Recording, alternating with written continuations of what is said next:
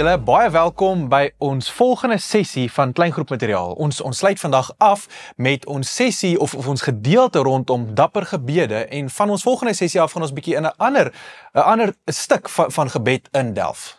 So ons het al vir mekaar gesê, gebed is baie meer as net om vir dinge te vra. Dit gaan daaroor om onsself met God se wil te belyn, om in liefde te groei en om vrug te dra wat die Here verheerlik. Nou ons is besig om te gesels oor dapper gebede en in Filippense 1 vers 9 tot 11 en in Kolossense 1 vers 9 tot 14 kom wys Paulus se gebede vir ons wat dit beteken om verder brawe en dapper gebede te bid. En ook eintlik hoe om te bid vir geestelike groei wat ons almal na hinker. Nou hierdie gebed wys hoe 'n lewe vol liefde, wysheid en goeie werke lyk. En dit wys dat dit slegs kan gebeur wanneer ons leef in 'n diep verhouding met die Here. Dit is eintlik so eenvoudig soos dit.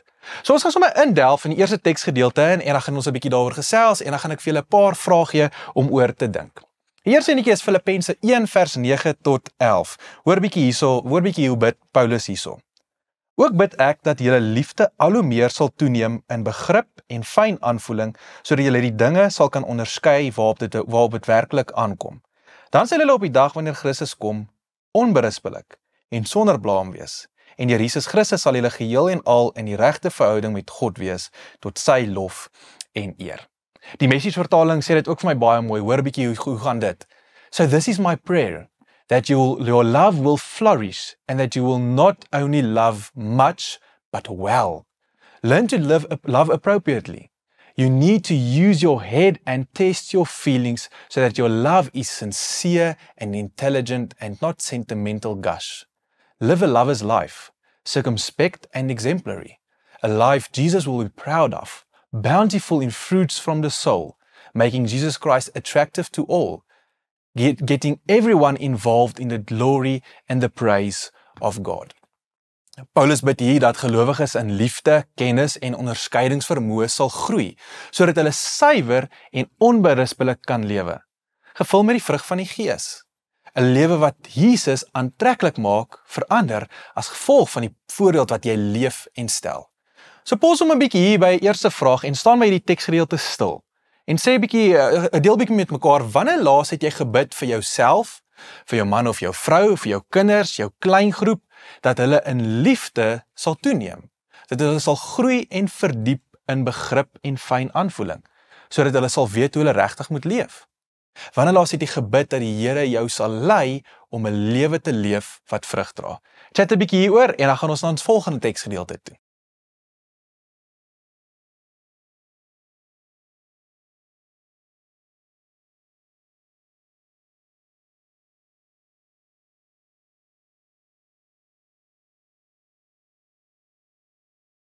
Kolossense 1 vers 9 tot 14 sê die volgende: Daarom, van die dag af wat ons van julle gehoor het, hou ons ook nie op om vir julle te bid nie. Ons vra God dat hy deur al sy wysheid en insig wat hy in die Gees vir julle gee, sy wil duidelik sal laat ken, sodat julle tot eer van die Here sal lewe deur net te doen wat hy verlang. Mag julle vrugte dra deur goeie werke en toeneem in die kennis van God. Mag God deur sy wonderbaarlike krag julle alle sterkte gee om in alle omstandighede geduldig te volhard. Met blydskap moet julle die Vader dank wat julle geskik gemaak het om deel te hê aan die erfenis wat vir die gelowiges wag in die ryk van die lig. Hy het ons uit die mag van die duisternis weggeruk en ons onder die heerskappy gestel van sy seun wat hy liefhet. Deur sy seun het ons die verlossing gekry, die vergewing van ons sondes. Paulus bid hier weer dat die kerk gevul sal wees met die kennis van God se wil, dat hulle vrug sal dra, weer eens is dit 'n belangrike ding, in goeie werke, dat hulle in kennis sal groei, en dat hulle versterk sal word met God se krag om met geduld en met blydskap te volhard. So staan bietjie weer by die teksgedeelte stil, lees hom dalk 'n keer of twee weer saam deur, en gesels bietjie oor die vraag, wanneer laas het jy gebid vir geestelike insig, en dat jou lewe vol sal wees van die regte kennis oor God se wil? En wanneer laas het jy gebid vir geduldige volharding? Gesels 'n bietjie hieroor en dan gaan ons aan.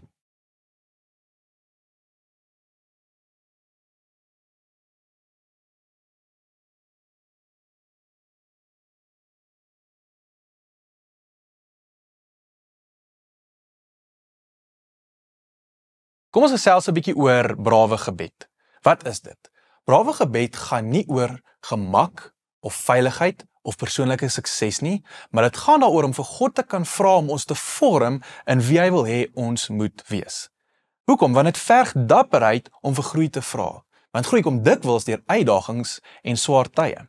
Dis braaf om vir liefde te bid wat verder as ons gemaksone strek. Dis braaf om vir wysheid te bid wat moeilike besluite verg. Dit is braaf om vir vrug en getroue gehoorsaamheid te bid, want dis iets wat die Here van my en jou vra. Dit verg baie dapperheid om die gebed te bid wat ek nie so gereeld en so maklik bid, laat u wil geskied. Want as God se wil nie noodwendig my en jou wil is nie, dan raak ons baie de mekaar. God se wil gaan dalk vra dat jy jou gemak of jou veiligheid of jou besittings moet opgee. God se wil gaan dalk vra dat jy self opofferend lief moet hê, nie dalk nie, verseker. God se wil gaan vra dat jy besluite maak met die wysheid wat hy gee en nie op jou eie insigte nie. God se wil gaan vra jy moet vrug dra. So wanneer jy hierdie gebed bid, verwag ongemak. Verwag dat sy wil baie gereeld die teenoorgestelde van die heersende kultuur van vandag gaan wees. En dat hy jou in jou groei en in jou verdieping van die liefde wil gebruik as 'n katalisator om sy koninkryk bekend te maak. Nou en sê so 'n paar weke gelede met julle gesels oor bold gebede in swaar kry. Gebed vir vrymoedigheid om aan te hou om saam met Jesus te stap al kry jy swaar. Gebed om te vra vir moed om die evangelie te deel. Dis brawe gebed. Dis hoe ek en jy moet bid. Daarna het Niels met julle gesels oor gebede vir gospel sukses. Julle onthou Paulus het gebid vir die spoedige verspreiding van die goeie nuus. Het jy al daarvoor gebid? Niels het ons herinner hoe getroue gebed 'n groot impak kan maak. Deur te bid vir oop deure om die evangelie te deel, kan 'n groot impak maak. Jy moet net onthou om na jou gebed op die uitkyk te wees vir daardie oop deure waarvoor jy gebid het. En actually die geleentheid te gebruik en deur die deur te stap. Niels het ons verder herinner om te volhard in gebed is braaf. Moenie moeg word om te bid nie. En baie belangrik het hy gesels oor die by mekaar of saam met mekaar gebed wat so belangrik is vir geestelike groei. Ons moet saam met mekaar en vir mekaar kan bid. Hardop. Dis hoe ons groei en dis hoe ons oefen. So ek wil 'n bietjie met jou gesels oor 'n paar praktiese maniere om brawe gebed te bid. En natuurlik is dit aan die hand van die twee teksgedeeltes wat ek en jy vandag saam gelees het. Die eerste ene is bid vir dieper liefde. Vra vir God om jou liefde te laat groei.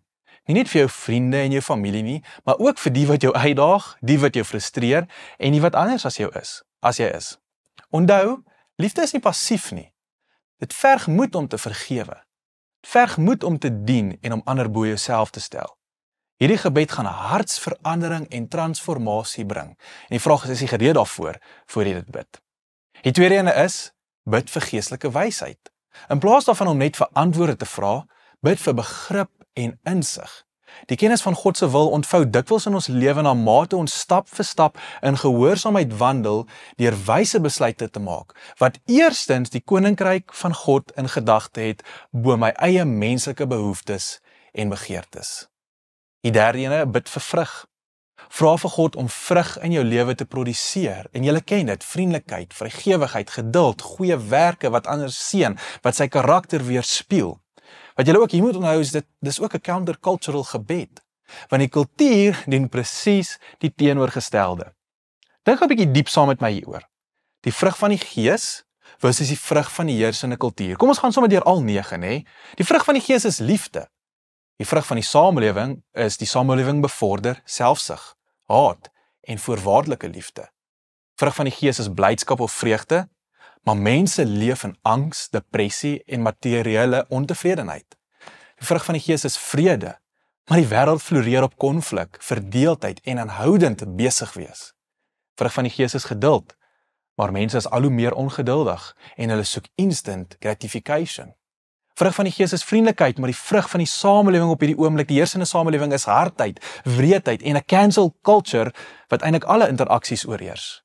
Vrug van die Gees is goedheid, maar korrupsie, misleiding en morele kompromie is algemeen in ons samelewing. Vrug van die Gees is getrouheid, maar verraad en ontrouheid en 'n gebrek aan toewyding kom gereeld voor in die samelewing en in ons gesprekke en ons interaksie met mekaar. Die vrug van die Gees is nederigheid en sagmoedigheid, maar aggressie, harde kritiek en trots vervang eintlik maar nederigheid. Die vrug van die Gees is selfbeheersing, maar wat sien ons in die samelewing?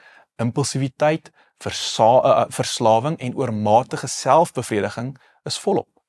So wanneer jy bid vir vrug in jou lewe, vrug van die gees, en vrug in die mense rondom jou se lewe, is dit 'n baie dapper en 'n baie courageous gebed. Want dit is counter-cultural. En dit beteken, dit gaan moeilik wees om teen die heersende kultuur te kies en te leef. So onthou dit, wanneer jy hiervoor bid.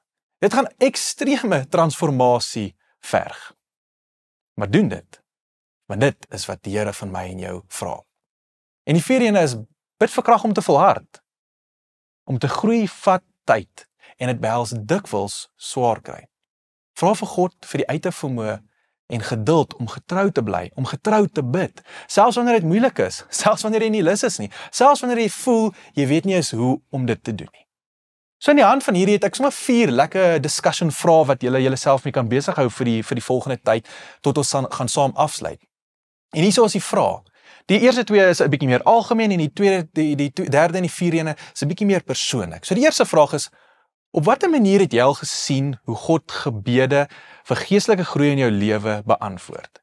Die tweede ene, hoekom dink jy fokus Paulus se gebede wat ons vandag gelees het meer op die liefde, op wysheid en vrug, eerder as op persoonlike gemak of persoonlike veiligheid?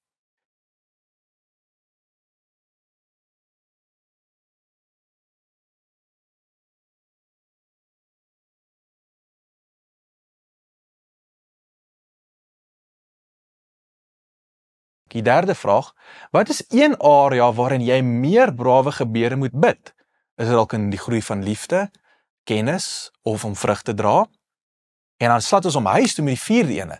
Watse gebedsversoek het jy nou vir jou kleingroep wat in lyn staan met ons gesprek oor dapper gebede die laaste 3 weke? En hou 'n bietjie Paulus se gebedsversoeke en sy gebede in gedagte terwyl jy hieroor dink.